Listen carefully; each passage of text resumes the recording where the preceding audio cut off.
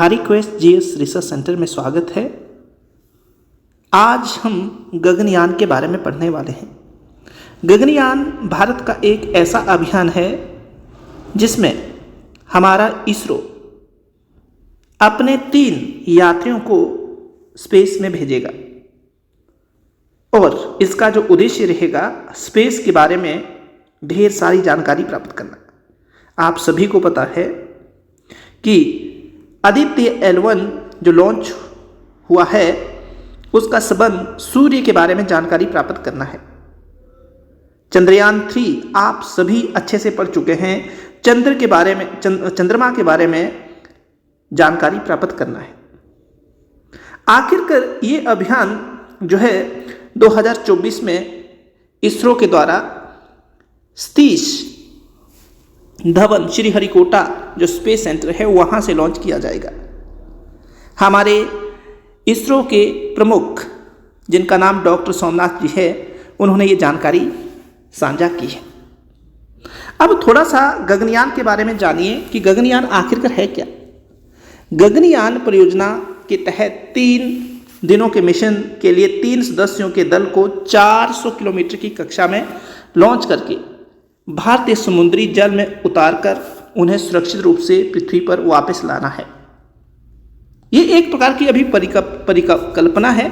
जब ये वास्तविक तौर पर लॉन्च किया जाएगा उस वक्त इसे हम क्या मानेंगे, इसरो की एक बड़ी अचीवमेंट मानेंगे। अब थोड़ा सा समझिएगा आखिरकार इस योजना से भारत को क्या फायदा होगा।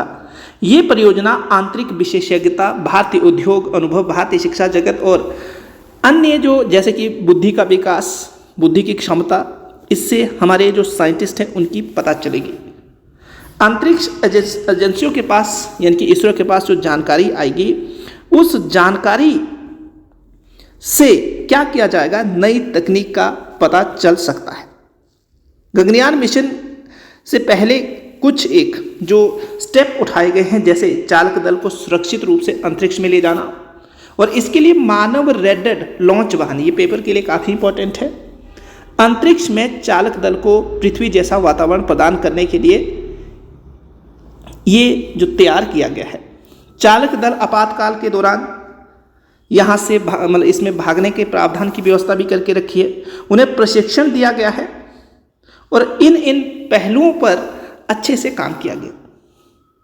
अब थोड़ा सा अगर ध्यान दें तो महत्वपूर्ण जो ये टेक्निक यूज की गई है, जैसे चालक दल की पुनर्प्राप्ति और पुनर्वास की व्यवस्थाएं इस मानव रेडर जो लॉन्च वाहन है इसमें देखने को मिलेगी। वास्तविक तौर पर इस अंतरिक्ष उड़ान मिशन को जो अंजाम देने से पहले प्रौद्योगिकी तौर पर भी, टेक्नोलॉजी के तौर पर अच्छी खासी तैयारी की है, फिर उसके प्रदर्शन हुआ है।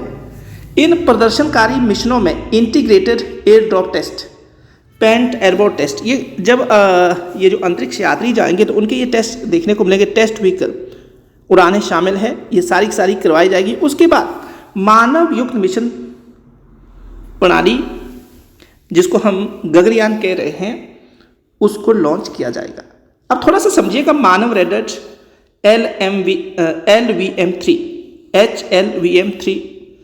LVM-3 रॉकेट इसरो का सिद्ध और विश्वसनीय भारी लिफ्ट लॉन्चर गगनयान मिशन के लिए लॉन्च वाहन के रूप में पहचाना जाता है और इसमें ठोस चरण तथा तरल चरण और क्रायोजेनिक चरण शामिल है। और जो LVM है लॉन्च वाहन में सभी प्रणालियों को मानव रेटिंग आवश्यकताओं को पूरा करने के लिए पुनः कॉन्फ़िगर किया गया है और मानव रेडर NVM-3 नाम दिया गया है। इसका मतलब ये है कि इसमें उनको भेजा जाएगा और इसको सेटअप कहाँ किया जाएगा। जो ये रॉकेट है तो 400 किलोमीटर जो है पृथ्वी की निचली जो इच्छित निचली पृथ्वी कक्षा में लॉन्च करने में सक्षम होगा। मीन्स ऐसी प्लानिंग की गई है कि इतने दूरी पर इसको लॉन्च मतलब यहाँ इस दूरी तक इसको लॉन्च किया जाएगा। LVM-3 में क्रूज एस्केप सिस्टम शामिल है। त्वरित अभिनय उच्च बर्नर तथा ठोस मोटर के एक सेट द्वारा संचालित होता है। ये सुनिश्चित करता है कि लॉन्च पैड पर चढ़ाई चरण के दौरान किसी भी आपात स्थिति के मामले में क्रू मॉड्यूल को चालक दल के साथ सुरक्षित स्थान पर ले जाया जाए। यहाँ इस तरह इसका मॉडल है, आप देखने का प्रयास कीजिएगा। और इसके साथ ही एक कक्षीय मॉड्यूल होगा जो क्या करेगा, ये आपके सामने ये भी इमेज लगी है। ऑर्बिट मॉड्यूल जो पृथ्वी की परिक्रमा करेगा और उसमें क्रू मॉड्यूल और सर्विस मॉड्यूल शामिल है। ऑर्बिट मॉड्यूल का काम क्या होगा, पृथ्वी की परिक्रमा करेगा, अच्छे समझिएगा। और ओएम जो है मानव सुरक्षा को ध्यान में रखते हुए पर्याप्त अतिरेक के साथ अत्यधिक एवीएम सिस्टम से सुसज्जित है। इसका मतलब ये हुआ कि ऑर्बिट मॉड्यूल भी है, जो कक्षीय मॉड्यूल जिसको कहा गया है, और अंतरिक्ष में चालक दल के लिए पृथ्वी जैसा वातावरण, रहने योग्य स्थान ये प्रोवाइड करवाना जो है कहीं ना कहीं इस सिस्टम का पर्पज रहेगा। ये दोहरी दीवारों वाला निर्माण है जिसमें थर्मल प्रोजेक्ट सिस्टम के साथ दबाव युक्त धात्विक आंतरिक संरचना और बिना दबाव वाली बाहरी संरचना शामिल है। इसका मतलब ये हुआ, थोड़ा समझने का प्रयास कीजिएगा, कि जो गगनयान है वहाँ पर गगनयान में ऐसा वातावरण प्रदान किया जाएगा, जो हमारे साइंटिस्ट जा रहे हैं, जो जैसा पृथ्वी के ऊपर होता है वैसा फील करेंगे। गगनयान के लिए जो नई तकनीक विकसित की जा रही है, जैसे गगनयान मिशन में मानव सुरक्षा सर्वोपरि है, बिल्कुल इसमें सुनिश्चित किया गया है कि इंजीनियर सिस्टम और मानव केंद्रित सिस्टम सहित विभिन्न नई तकनीकों को विकसित और साकार किया जा रहा है।